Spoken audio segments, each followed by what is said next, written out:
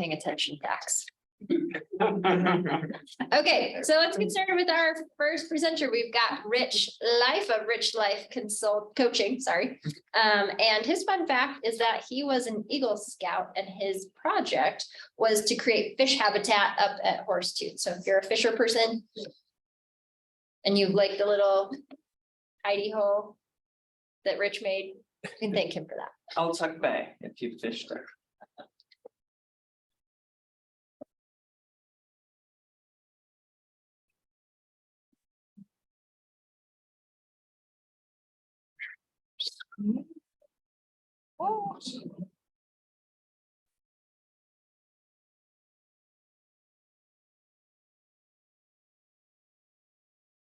Perfect. Well, great. Yep. Beautiful. Rich, if you'll be on that side of the screen, you'll be on camera. There you go. Then.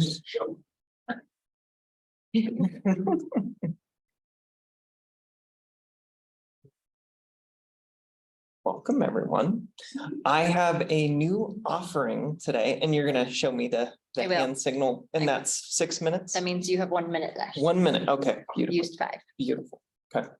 I have a new offering that I'm excited to share with everyone. I started the LLC Rich Life Realization, and I'm also a 3 principles coach and educator. Today, specifically, I'm going to be talking about an online course that I'm currently in the process of creating. It is titled Reclaim Your Creative Self. So my ask for you is I would like feedback on the course launch, ideas for marketing, and next steps. And then I also want maybe a couple of guinea pigs. I'll tell you more at the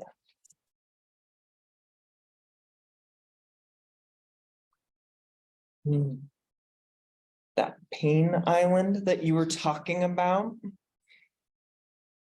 that is the experience of this lost sense of creativity.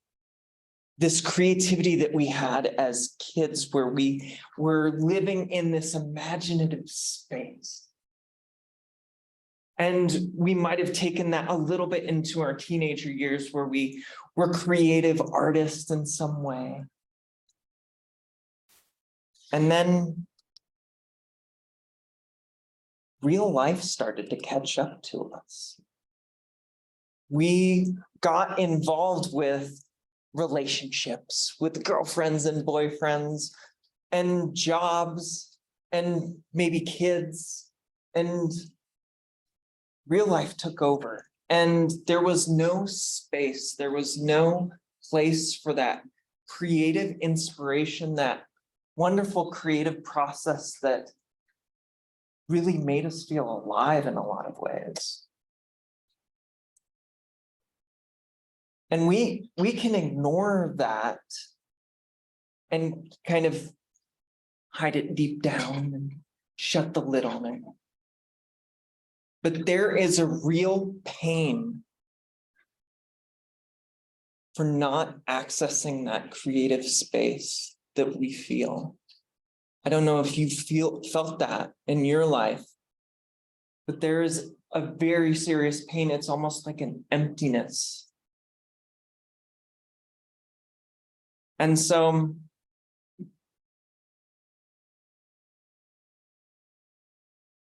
the Creative Online Genius course is going to show people that that creative genius inside of yourself has never left you. It's always been there. It is ever present, and the only reason that you are not connected with it right now, today, is because you're tuned away from it. I like to think of it like a radio station, like Creative Genius broadcast. And you play the greatest hits. And we are so focused on turning the dial, and we're tuning into stress and tuning into difficulties and challenges. And when we let go of that dial, we're going to be able to tune back into that Creative Genius broadcast, We're going to be able to identify the creativity killers, the blocks, the things that are getting in our way and shutting down that creativity before it even starts.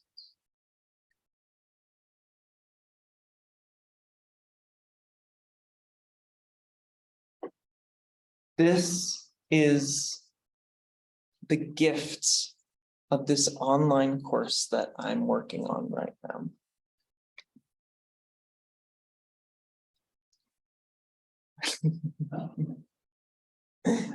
I'm Rich Life, and I was an unsuccessful high schooler. And what I mean by that is I barely graduated high school. I had to argue my way from an F to a D in order to graduate on time. And then I failed out of an entire semester of college courses. And it really wasn't until I took a speech course, of all things, that I felt like I was connected with my creative genius. It inspired me. And over the past 10 years, I've been an educator and a coach.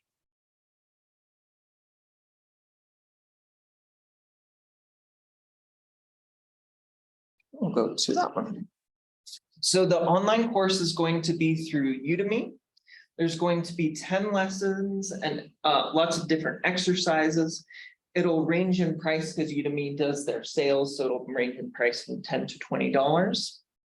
And I'm going to combine it with live classes and use it as an offering. If you sign up for my live class, you'll get that class for free.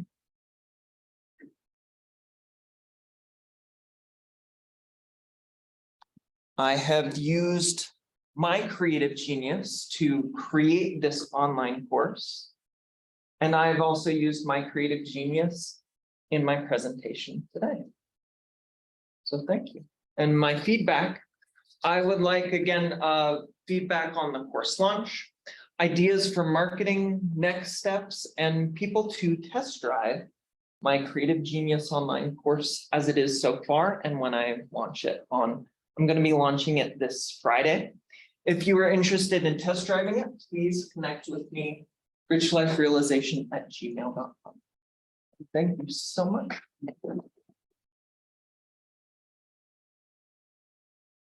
All right. Does anybody have any feedback for Rich?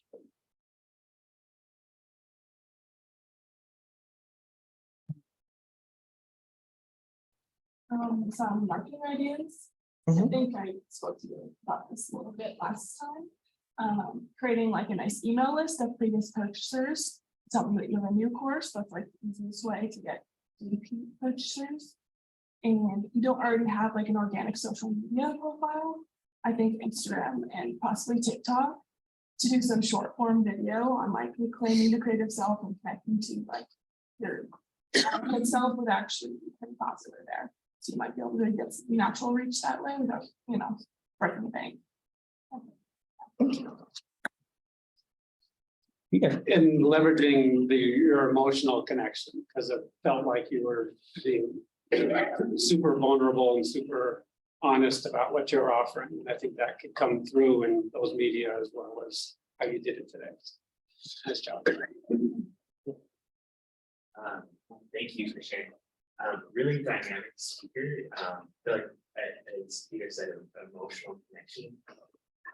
I would recommend maybe grounding us a little bit in some of the more the facts about yourself, maybe earlier on, help us connect with your story a little bit. This creativity is so broad, and I think probably maybe part of your course is getting people to remember, hey, you're over here, like you can go over there. But help us connect maybe to like your story, finding things in the work that you've done, something latch on like before and after, that's had that transformation.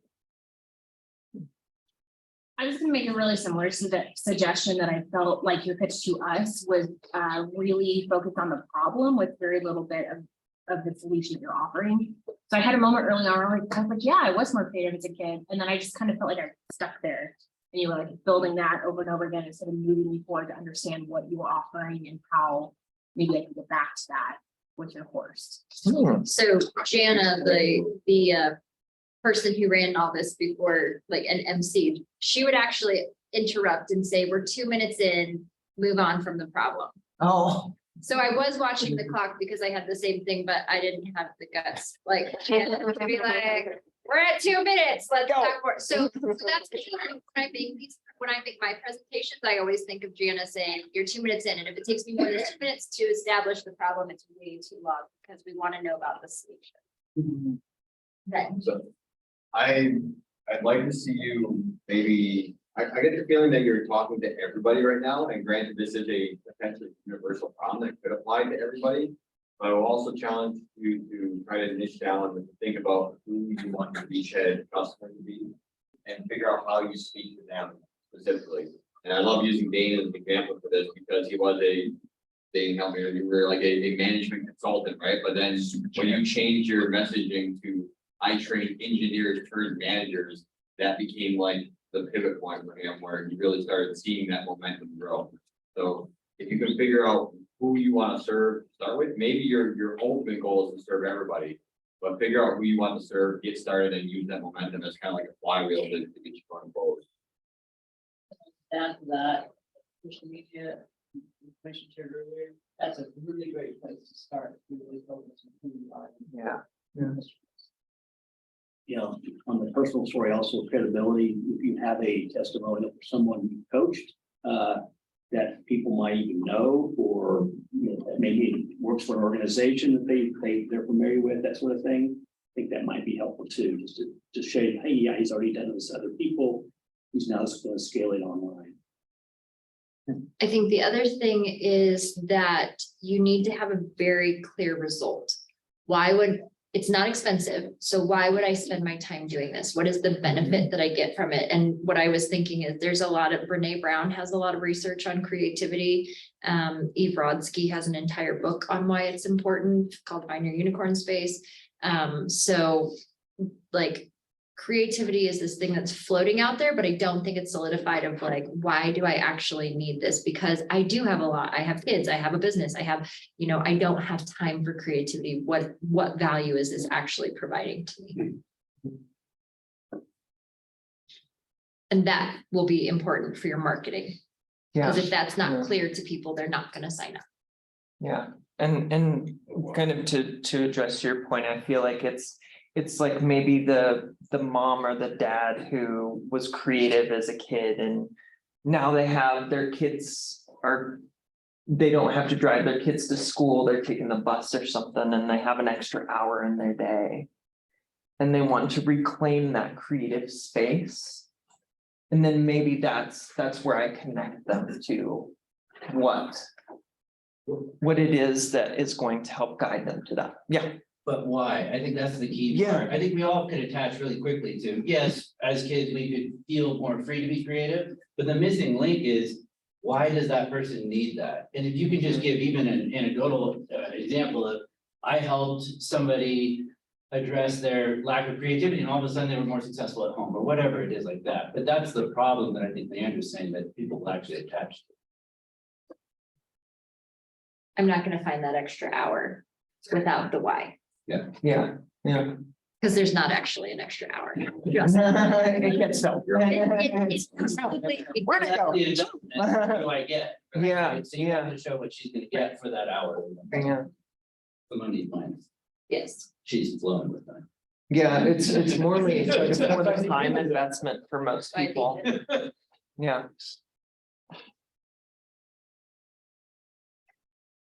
There's a question on the economics of it. So the course is cheap, but is this going to lead into a much more lucrative consulting job for you? Because you have to sell a lot of these at that price point to make a living from it. Mhm.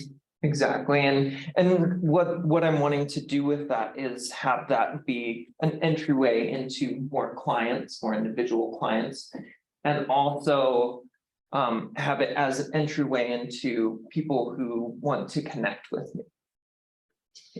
Okay, so as the pricing person, Mhm. I think you said $10, 10 to 20 because they 10 to have 20. sales. but you're talking about doing something live. right? Yeah, You're giving- I you're do giving a me- live course. Okay, so I'm looking at that, and what you have to understand is that people equate price with value. Mm. And at $10 to $20 of you giving me your time, like if this was just a course, then maybe like a really short course, maybe. But with it being your time, I'm like, there might be something wrong with this, because that's really cheap. How long is the average course though? What's the average time in this course? So each lesson is about 10 minutes, 10 or so minutes. And then there's exercises. It's designed to have a lesson, and then the next day is the exercises, which will take about 20 minutes or so. So you're looking at this, so it's like a week, hour a day program or? Probably almost a little bit less than 2 weeks. Yeah, probably about 10 to 20 minutes a day. Yeah, I'd bump that up on the price. For the price point, yeah.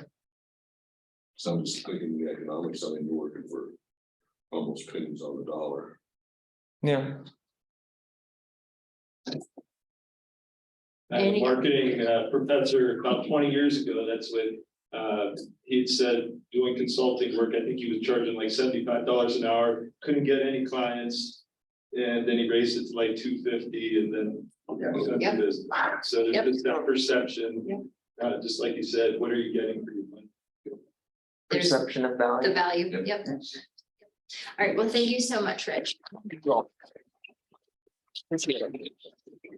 All right, go ahead and grab your second cup of coffee. We'll get our next presenter set up, and then I'll holler at you when it's time to sit down. Nice, nice call. Nice. So what were you gonna ask about your trip?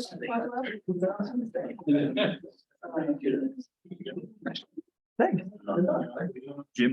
Yes. Good morning. Hey, how are you? Okay. It's not there yet.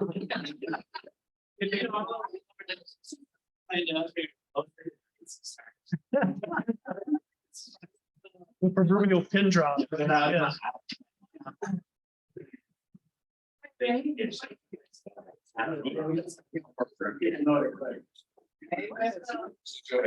Well, yeah. I distracted. The guy in my head, it looks very much like him, but it's not.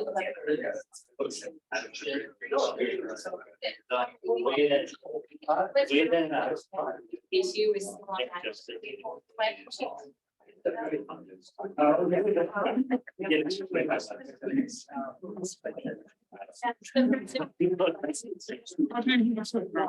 I was gonna play with your.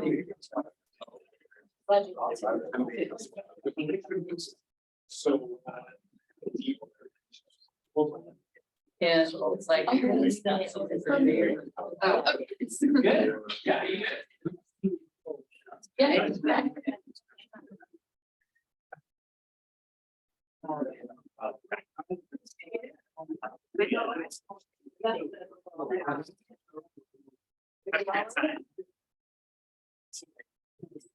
Like, no, I didn't do that.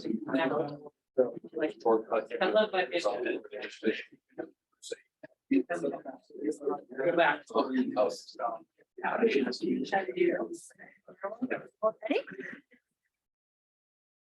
All right, grab. Oh. Yeah, yeah.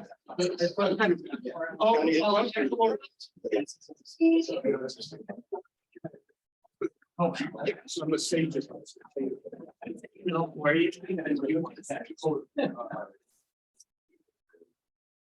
Shooting dirty looks, and he just pretended like you couldn't see him. I saw him look at me. Kids these days. I know. All right, all right. All right. All right. All right. Sure. All right. We have Aaron Brickman, athlete creator. And his fun fact is that while he's not busy building a business, he is busy being a nuclear engineer in the Navy. But he doesn't really have a whole lot going on. Not a whole lot of, so Not a whole lot. thanks for having me.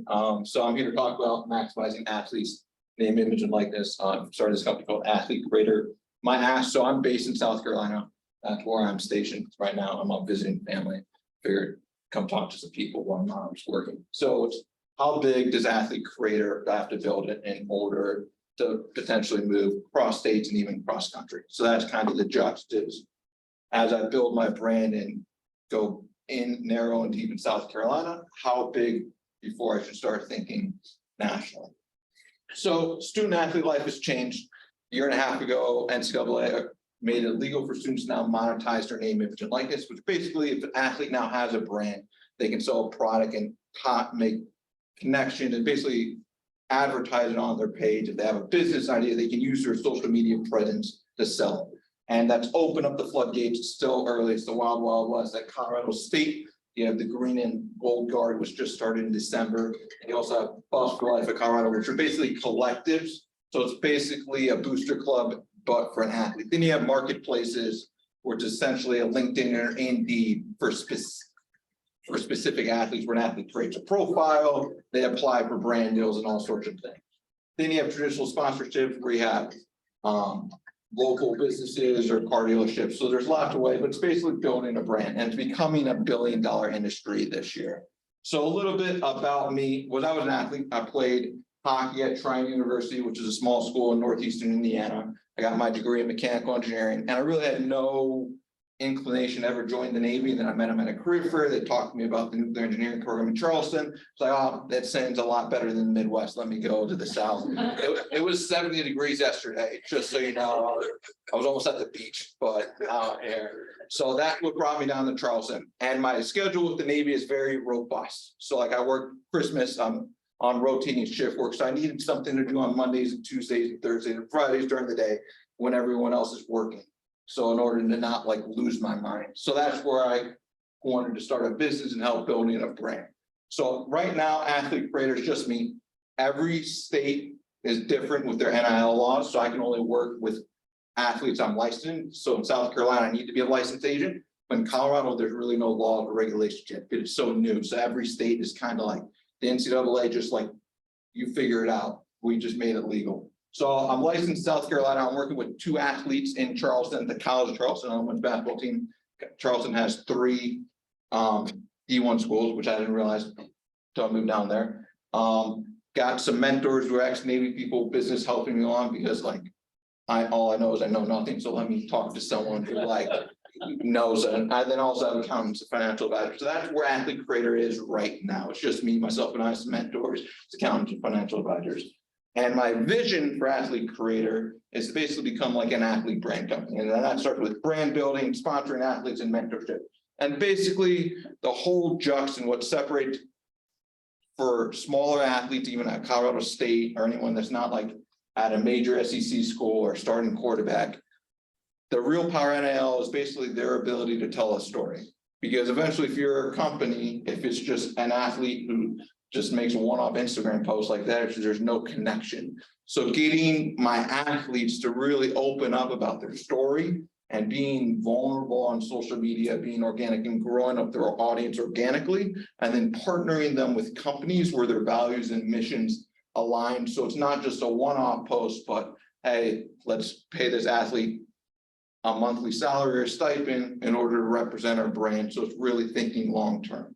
And then you get into partnerships, finding companies, local companies and national, and the last would be mentorship. As an athlete, like I had a coach all throughout teaching me how to play hockey. I was a goalie, so how to make the technique. And the same, now that I'm adult, becoming an adult, like there's no reason not to have a coach and a mentor to help me, because I don't know what I'm doing. I don't know how to run a business. I'm learning. So let me ask and have so on. So providing a mentorship where someone who's not their parents and not their coach and just kind of an outside set of eyes to really help them. And that would be kind of building the agency I would have wanted when I was an athlete. So how do we make money? I'm a licensed agent, so it's commissions in South Carolina. it's 10% off any sell, or if an athlete goes market to sell, I get 5% of that. So that's it. Sponsorships, appearances, affiliate deals. I'm also building my personal brand, so any personal brand deals I do. In the future, my schedule with the Navy, I work 70 hours a week, 78 hours a week, 7 days in a row, rotating shift work. It's a lot, but you just deal with it. I knew what is going in. So hiring additional agents, I know if I branch out to Colorado in order to do right by an athlete, I may not have the time to fully invest with them. So building the systems and processes in place to where an agent would make sense, even though there's no fee or whatever, that they would want to come under the athlete creator umbrella and basically use that brand. And also being brand coach for university and colleges, some of the smaller ones, like every major school has their own thing, but there's tons of NCAA schools from it. Lower end D1, D2, D3, there's tons of opportunity. And last would be events.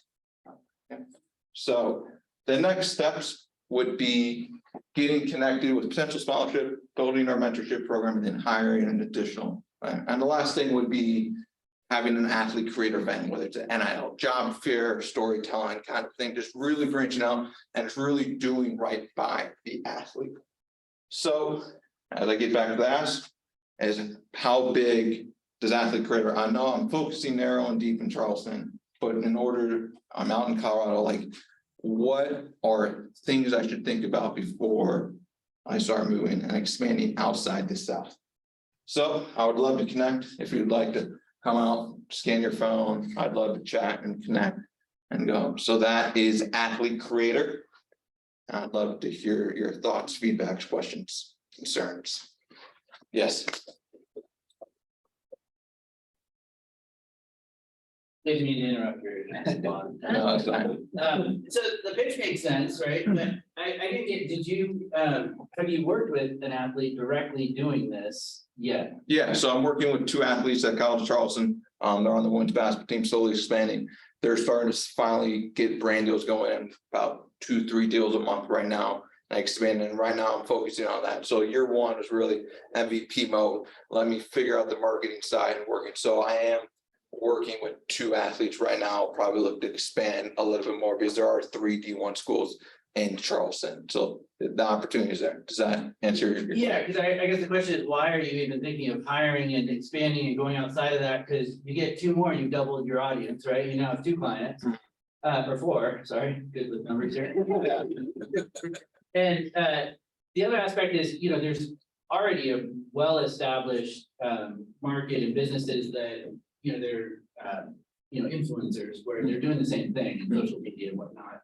And so it's interesting that you are getting more of this niche focus on the athlete, but I would definitely look at that as models to, Yeah, and exactly. So the reason the thought would be to hire additional agents, and this is not like this year, this is like a year or 2 away, is really my time. Like it's the opportunity cost of my time. Like I work 70 hours a week. I maybe have 2-3 hours a day after shift before I go in to really work. So really doing right by an athlete, like I would want the time. So I don't want to hire and double my clients, but then not be able to deliver the same results. So as I streamline, become more automated, but whether if I'm working with an athlete at CSU, like I can't walk down Old Town on a Tuesday morning and go meet with a bunch of businesses, but someone in the area can.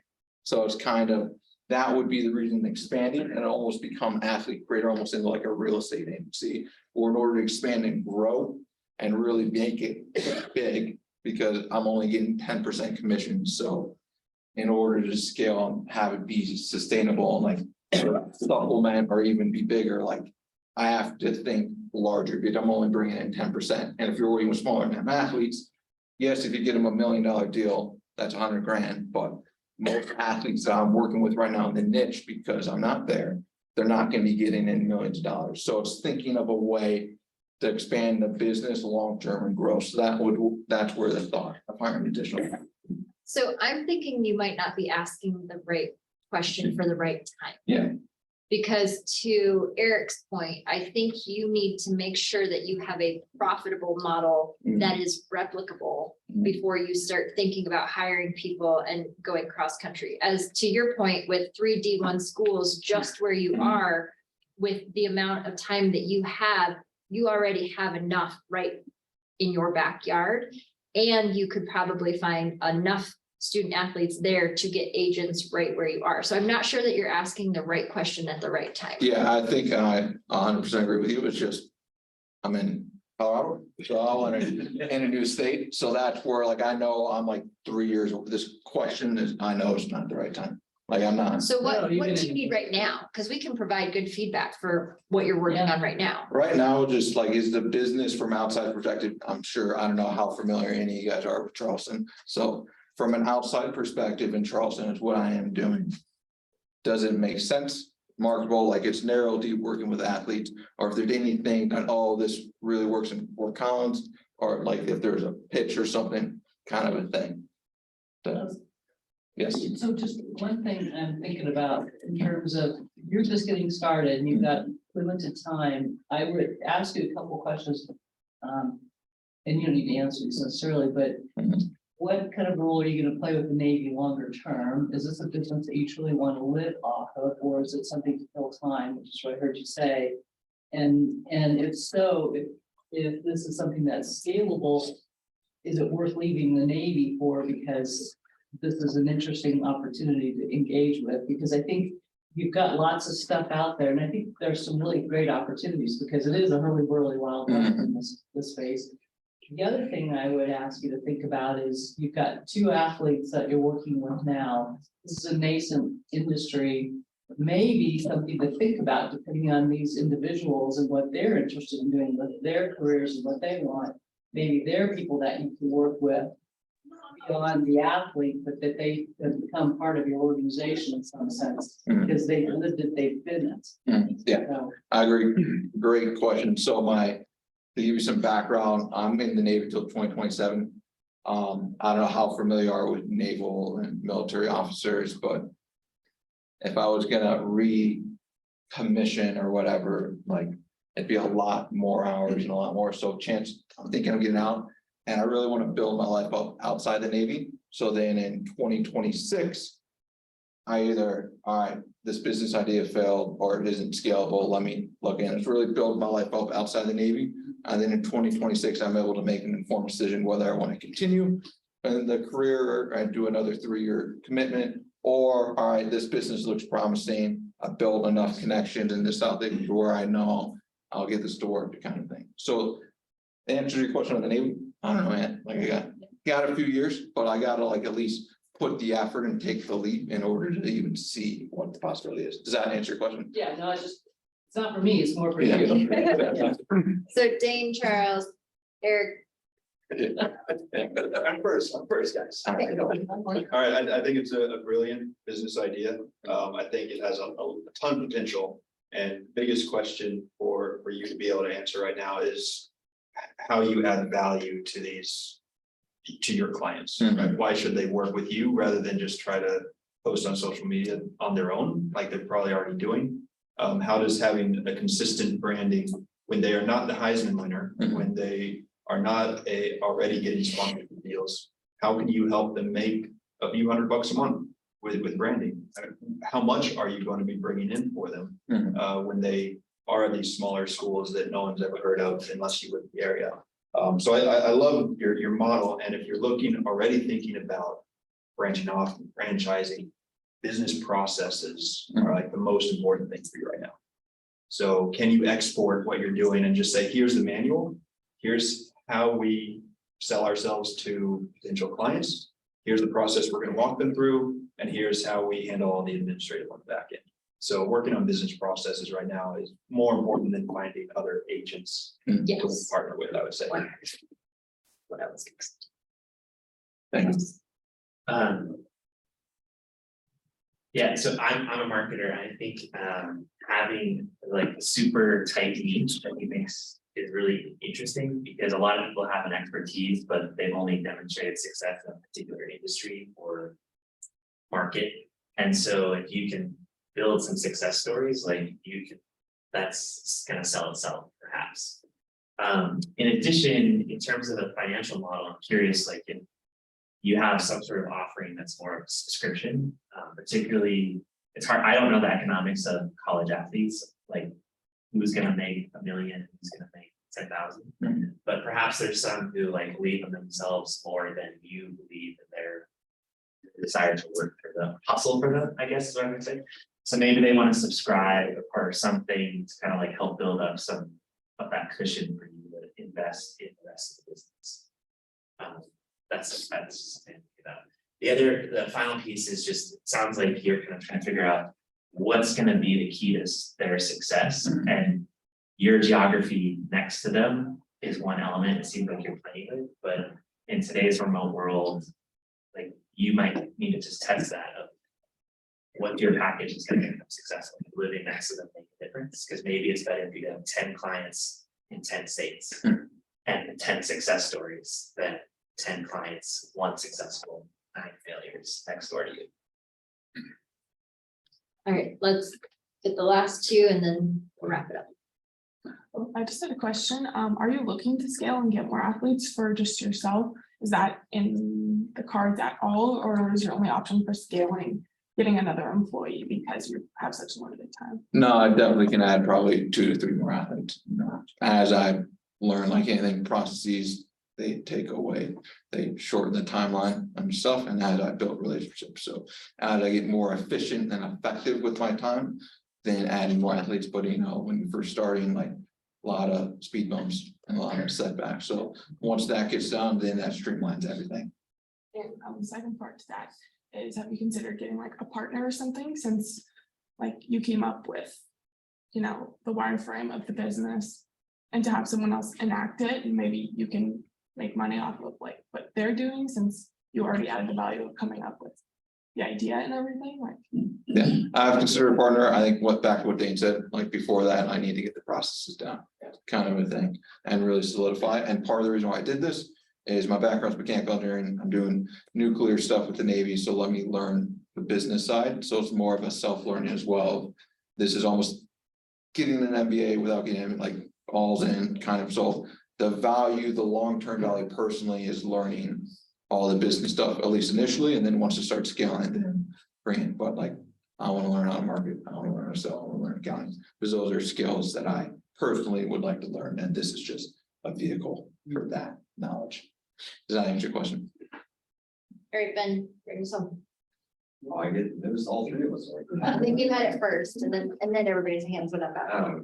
Dane actually covered a lot of the stuff that I was saying. I want to feedback off that, like, don't, even if it's the true reason, saying that you're starting a business because you were bored or you need to fill time, is starting a business is really, really freaking hard, like really hard. Like it's something that you want to be sure that anybody you're talking to about your business knows that you're in on, because it's something that you truly care about. Like if you're doing this because you need to fill time, my recommendation is don't do it. If you're doing it because you want to help athletes become more effective, be more successful, like that, what's your why? You make sure that you know your why and that you're communicating that every time that you're talking about your business. So just, that's all I got. All right. Any other feedback? Talk afterwards. Yep, okay, thank you so much.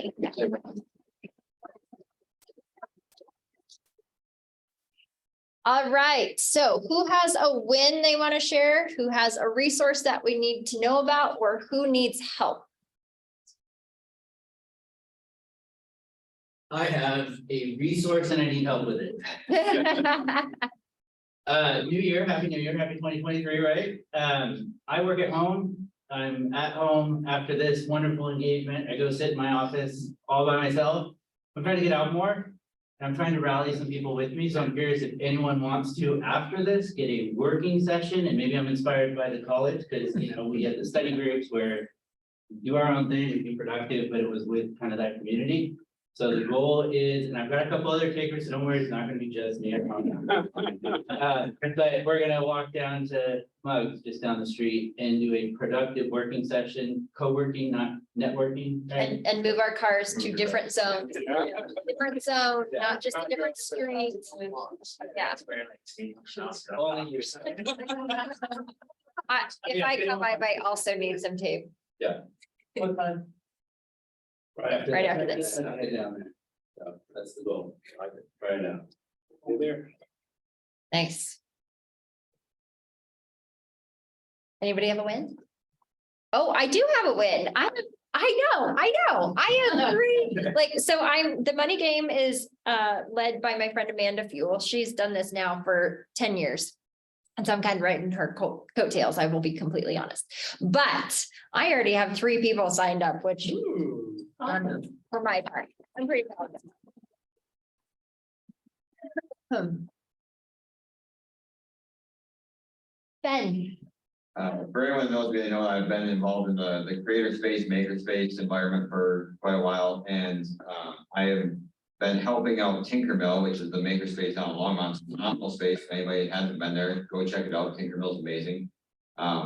Their board wanted to do a strategic planning session, but they were having trouble finding someone to facilitate it for them, and I volunteered, and they accepted my offer to do it. So I'm leading their strategic planning session on the 14th, and I've been doing interviews and things with the board, and it's been going really well so far. We might start a new business. Consulting with tinkerers. Who else has a win? Who else has a resource we need to know about? Who else needs help?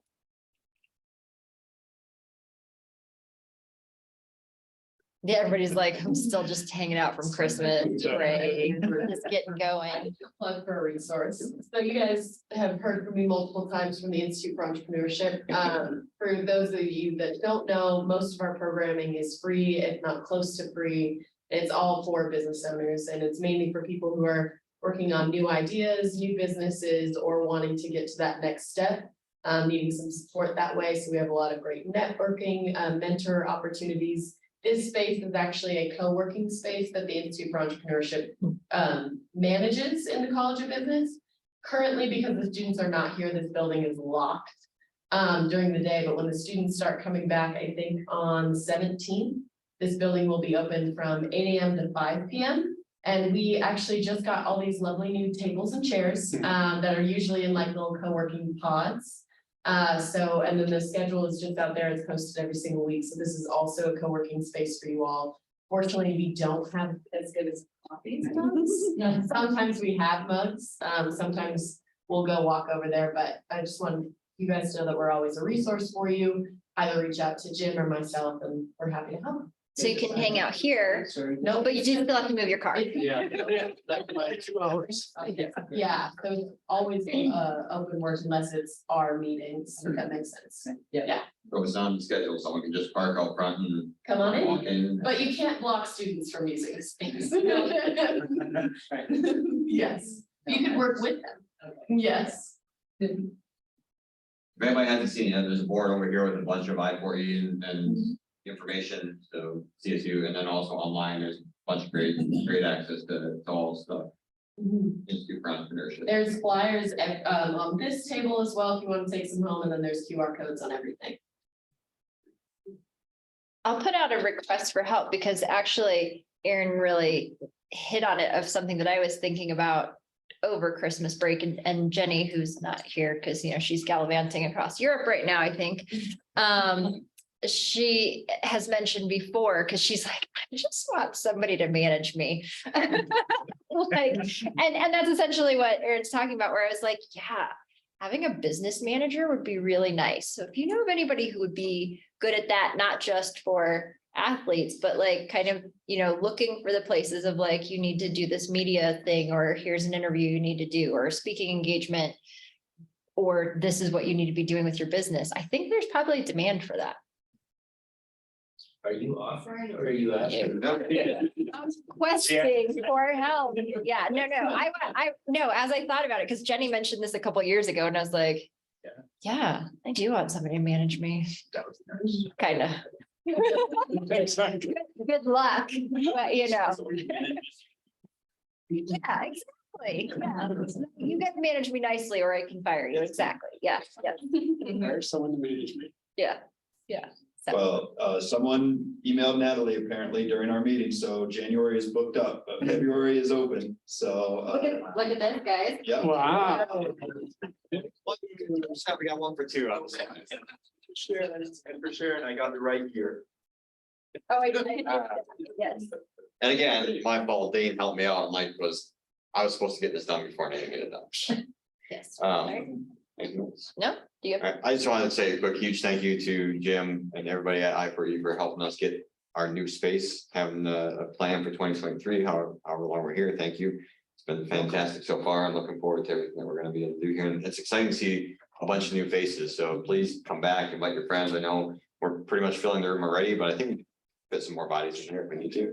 Because it really is at 1 million cups, and I was having this conversation earlier. It's about just creating the space, the opportunity for serendipitous connection, not just giving the presenters the chance to tell us what they're about, but for all the stuff that happens before, during the coffee break and after. Just, you never know who you're gonna meet, you never know how they're gonna impact you. So please bring people and keep coming. Thank you all. Thank you.